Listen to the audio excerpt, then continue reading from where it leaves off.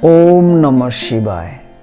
दुनिया में बहुत सारे योग हैं, योग सिखाने वाले भी बहुत हैं। सबसे श्रेष्ठ योग है राजयोग।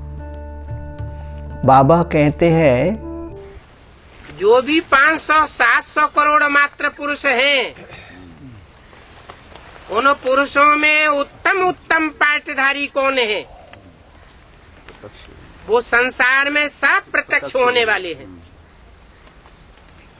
जिन उत्तम पाठधारियों की यादगार में हर धर्म में आज माला रूपी संगठन प्रसिद्ध है। हर धर्म के मनुष्य फॉलोअर्स माला घुमाते हैं, माला के मणके जपते हैं, स्मरण करते हैं, परंतु जानते नहीं हैं कि ये गोल गोल मणके उन आत्माओं की यादगार हैं, जिन आत्माओं को ऐसा जपने योग्य, स्मरण करने योग्य भगवान ने आकर के बनाया था।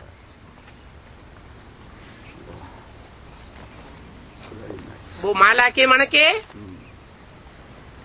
अभी संसार में गुप्त रूप में पांडवों की तरह राजयोग सीख रहे हैं।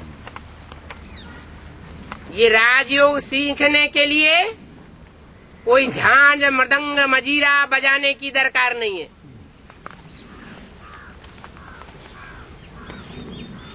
ये कोई देह का योग नहीं है कि आसन प्राणायाम लगाना पड़े। ये आसन प्राणायाम देह की प्रक्रियाएं हैं। राजयोग तो आत्मा का पुरुषार्थ है। राजयोग तो आत्मा का पुरुषार्थ है, मतलब आत्मा के विषय में पूरी जानकारी के बाद ही ये राजयोग की अभ्यास हो सकता है। आत्मा मन बुद्धि को कहा जाता है। मनुष्य मर जाता है तो मन बुद्धि रूपी आत्मा की शक्ति निकल गई। ऐसे नहीं कहते कि मन बुद्धि उसमें अभी रह गई। क्या चीज निकल गई? मनन चिंतन करने की पावर चली गई, फैसला करने की शक्ति निकल गई, और उस मन बुद्धि में जो अनेक जन्मों के संस्कार भरे हुए हैं, अच्छे और बुरे संस्कार, वो मन बुद्धि के साथ ही चले गए।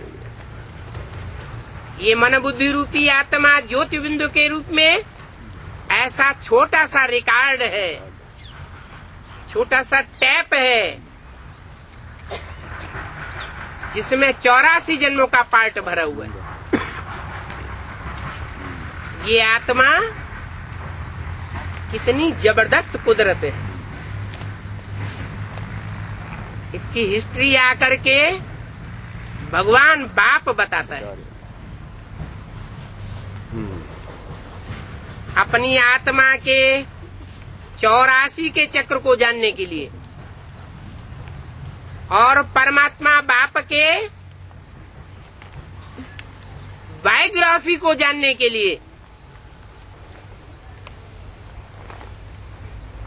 इस एक संगम युग के जन्म में ही मनुष्य मात्र को मौका मिलना है, और मिलता है, मिल रहा है। इसके अलावा और कोई जन्म नहीं होगा जहां मनुष्य आत्माएं अनेक जन्मों की राजाई प्राप्त कर सके। ये जन्म जन्मांतर की राजाई भगवान आकर के देते हैं, लेकिन जो पढ़ेंगे वो प्राप्त करेंगे। इसका अर्थ ये हुआ कि आत्मा के अनुभूति और राजयोग का अभ्यास हमें शरीर में रहते हुए ही करना है। इसके बिना राजयोग का अभ्यास संभव ही नहीं है। केवल आत्मा बिना शरीर के या केवल शरीर बिना आत्मा के योग तो हो ही नहीं सकता, याद भी नहीं कर सकते हैं, और याद नहीं कर सकते हैं तो राजयोग तो दूर की बात है। इसीलिए बाबा कहते हैं, मनुष्य पढ़ाई पढ़ाते हैं तो एक जन्म के लिए डॉक्टर बनावेंगे, इंजीनियर बनावेंगे, वकील बनावेंगे, जज बनावेंगे, और वो भी कोई जरूरी नहीं कि पढ़ाई पढ़ने के बाद डॉक्टर, जज या इंजीनियर बन ही जावे।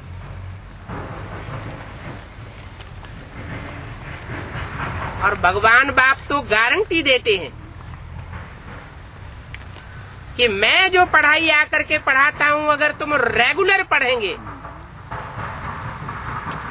तो गारंटी से राज परिवार के मणके बनेंगे, राज परिवार के भांति बन जावेंगे। जो जन्म जन्मांतर का राज परिवार भगवान आकर के बनाता है, ये राज परिवार 16,108 आत्माओं का राज परिवार है।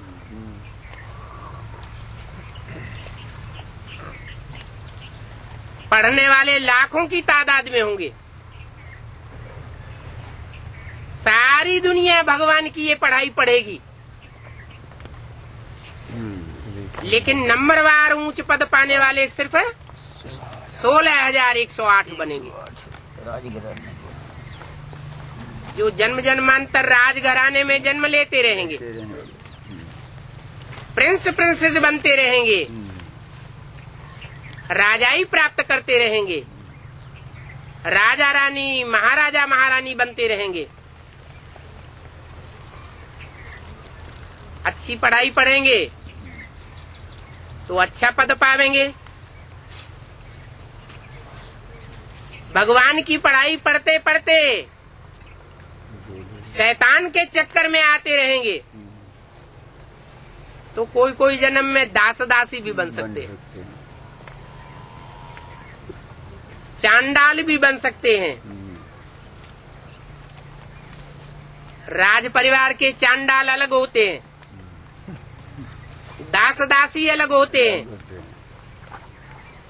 और प्रजा घराने में साहूकारों के दास दासी अलग होते हैं, उनके चांडाल भी अलग होते हैं। ये सारा हिसाब किताब जन्म जन्मांतर का अभी तैयार हो रहा है।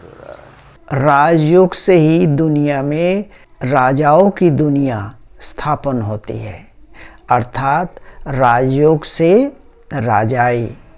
राजयोग के पढ़ाई से ही दुनिया में राजाओं की दुनिया स्थापन होती है। अथवा लेनिन स्टालिन की औलाद,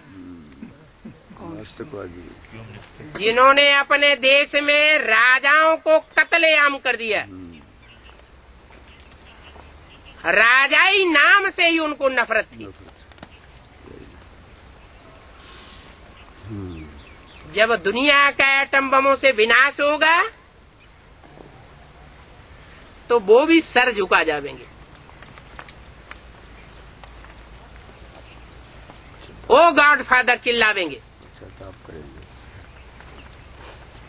उनको भी अंत समय में मानना पड़ेगा कि मनुष्यकृत साइंस कुछ भी नहीं है।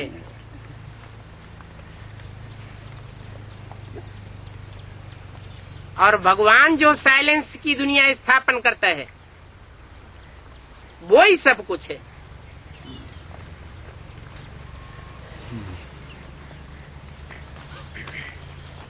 भगवान आकर से इस दुनिया में सहज राजयोग के द्वारा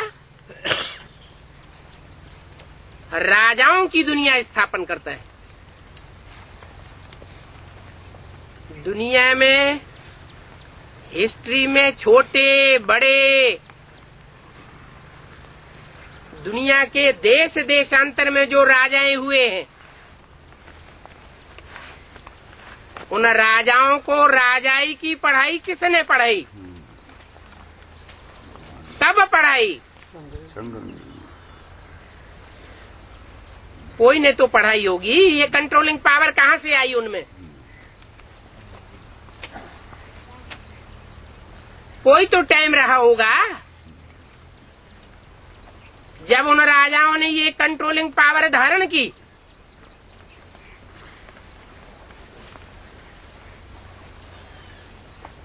ये है कलयुग का अंत का समय और सतयुग के आदि का टाइम, जिसे कहते हैं संगम युग। दुनिया में जो भी छोटे बड़े राजाएं हुए हैं, उस राजाओं को राजाई करने की, राजत्व करने की विद्या कला किसने सिखाई, कब सिखाई, इसके बारे में बाबा ने बताया। भगवान ही आकर के राजाओं को बनाते हैं और दुनिया में राजाई करने की विद्या प्रदान करते हैं। देवताओं की हिस्ट्री इसलिए नहीं मिल रही है कि आज से 2500 साल पहले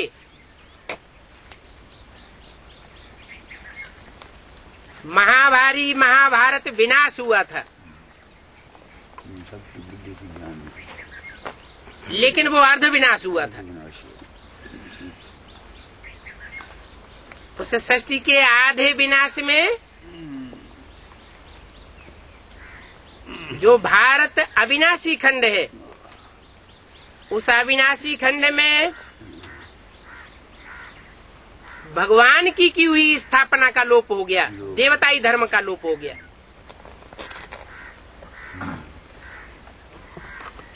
देवताई बुद्धि क्षीण हो गई। इसके लिए क्रिश्चियंस के ग्रंथों में और मुसलमानों के ग्रंथों में एक कथा आती है।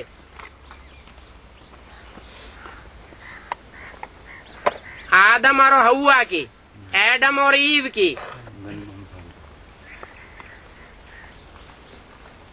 कि भगवान ने उनसे कहा कि तुम जन्नत में जाओ,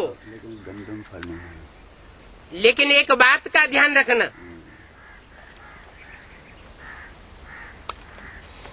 उस जन्नत में जो बाड़ी का फल है गंदुम मत खाना।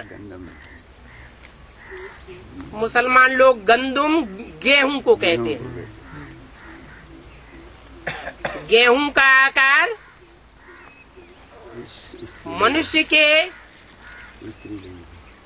मनुष्यों में जो स्त्री के अंग हैं उनसे मिलता जुलता है। उस तरफ इशारा दिया कि ये देह का सुख नहीं भोगना, ये गंदा सुख है। इसके सुख भोगने से तन भी क्षीण होता है, मन भी क्षीण होता है, और तन और मन क्षीण होने से रिजल्ट क्या आता है? मनुष्य धनहीन हो जाता है। मन बुद्धि सालिम रहे, तन सालिम रहे, तो धन स्वतः ही आता रहता है। तन भी क्षीण हुआ, मन भी क्षीण हुआ और धन भी क्षीण हुआ, तो दुर्गति को पाते रहोगे।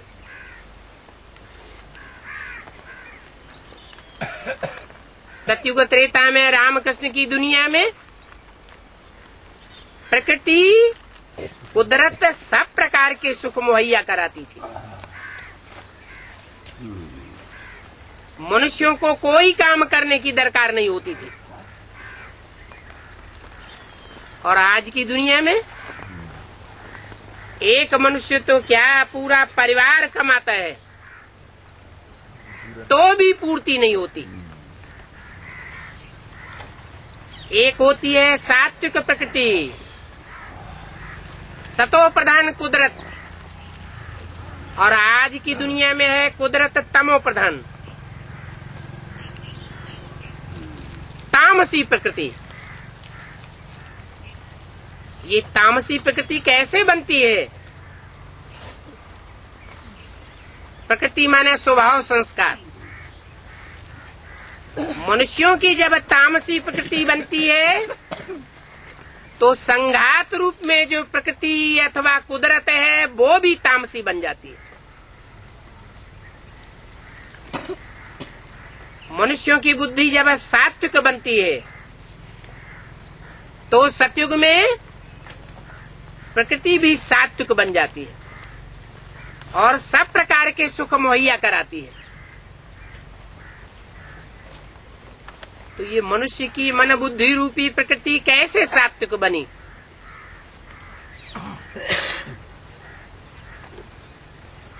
स्वचिंतन से बनी। स्व माने आत्मा। आत्मिक चिंतन में जितना हम रहेंगे उतना हमारी प्रकृति, हमारे स्वभाव संस्कार स्वतः ही सात्विक बन जाएंगे और हमारा वाइब्रेशन सात्विक होने से अगला जन्म जो हमें मिलेगा वो सात्विक परिवार में मिलेगा। सात्विक वातावरण में हमारा जन्म होगा। आज जन्म हो रहे हैं गंदे नालों के किनारे, मक्खी मच्छरों की तरह जन्म हो रहे हैं। सतयुग में जो जन्म होगा वो सात्विक परिवार में, यथा राजा तथा प्रजा सब सुखी होंगे, ऐसा जन्म होगा। ऐसा जन्म देने के लिए भगवान अभी पढ़ाई पढ़ाई रहा है। पढ़ाई का नाम है सहज राजयोग। ये सहज राजयोग कोई मनुष्य मात्र नहीं सिखा सकता। सहज राजयोग से सारी दुनिया का परिवर्तन करता है, मनुष्य मात्र का परिवर्तन करके जाता है। ये बात हमें हमेशा ही याद रखना चाहिए। राजयोग कोई मनुष्य सिखा नहीं सकते। मनुष्य को राजा बनाने की विद्या भगवान के सिवाय और किसी के पास नहीं है। तो इसीलिए हमें राजयोग सीखने के लिए और किसी के पास जाना नहीं चाहिए। एकमात्र शिव बाबा ही हमें राजयोग सिखाते हैं और राजा बनाते हैं। भगवान इस सृष्टि पर बार बार नहीं आता। जैसे कुम्हार है, एक बार डंडा चकले में लगाता है और चकला चालू हो जाता है। ऐसे ही ये षष्ठ रूपी चकला है। ये षष्ठ रूपी चकला भगवान बाप आकर के एक बार ज्ञान का दंड घुमाता है और ये षष्ठी 5000 वर्ष तक ज्यों की त्यों चलती रही।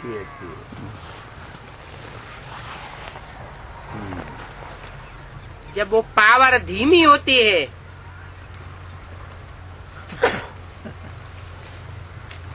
तो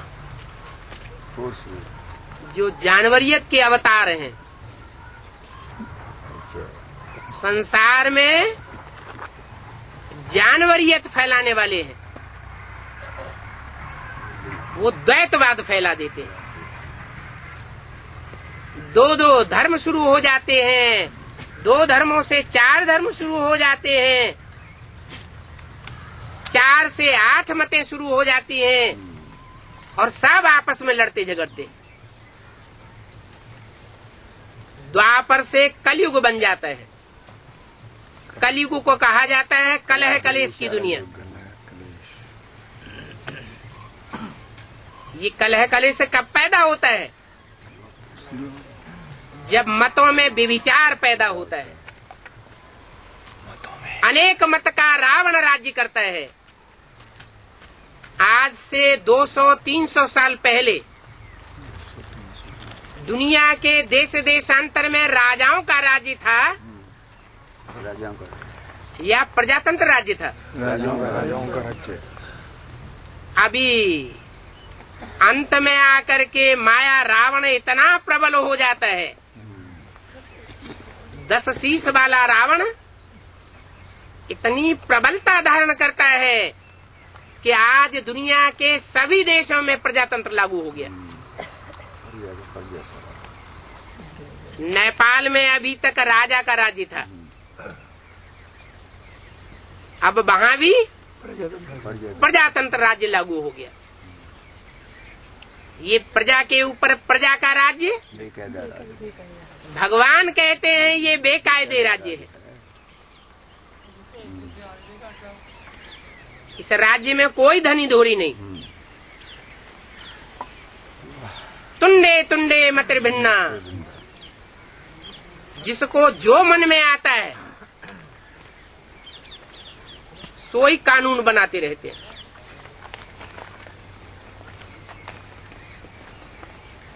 अभी भगवान बाप इस सृष्टि पर आते हैं तो गुप्त में राजा स्थापन करते हैं। ये गुप्त पांडवों की गुप्त गवर्नमेंट है, जो थोड़े ही वर्षों में संसार में प्रख्यात होने वाली है।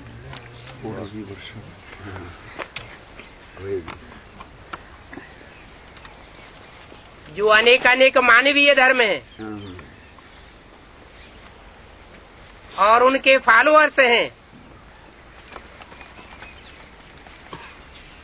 उनमें से जो श्रेष्ठ श्रेष्ठ आत्माएं हैं, क्योंकि हर धर्म में श्रेष्ठता भी होती है, हर धर्म के फॉलोअर्स में अच्छे से अच्छे भी होते हैं और बुरे से बुरे भी होते हैं। तो हर धर्म में से श्रेष्ठ श्रेष्ठ आत्माओं को भगवान बाप चुन रहा है। वो चुनाव पूरा होने के बाद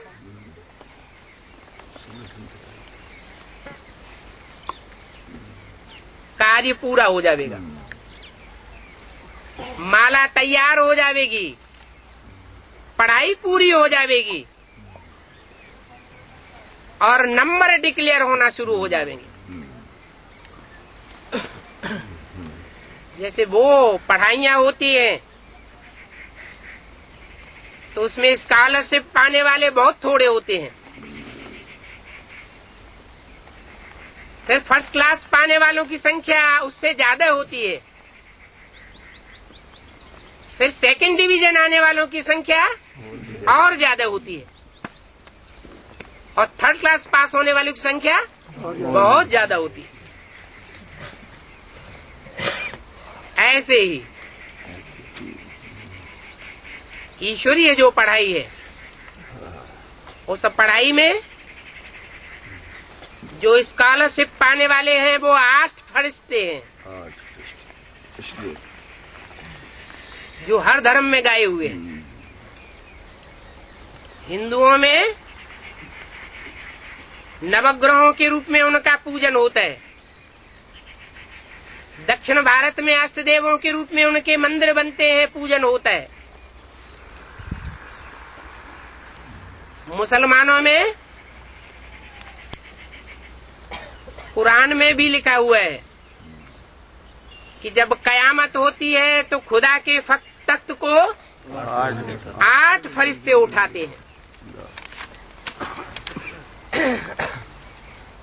वो स्कॉलरशिप पाने वालों का रिजल्ट आना भी शुरू हो गया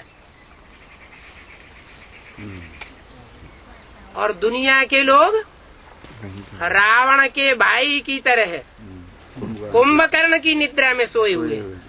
तो बाबा राजयोग के द्वारा राजाओं की दुनिया स्थापन अभी कर रहे हैं। ओम शांति, ओम नमः शिवाय।